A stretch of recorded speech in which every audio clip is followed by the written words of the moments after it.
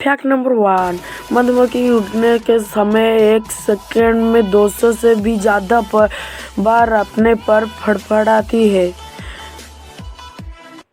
Fact number 2, उल्लू एकमात्र ऐसी पक्षी है जो नीले रंग को देख सकता है।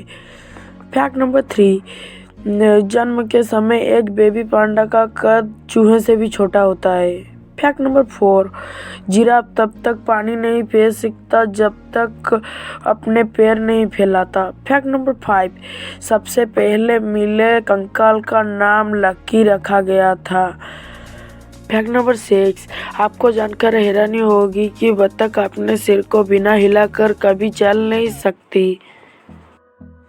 फैक्ट नंबर 7, मनुष्य की एक आंख का वजन 7.5 ग्राम होती है।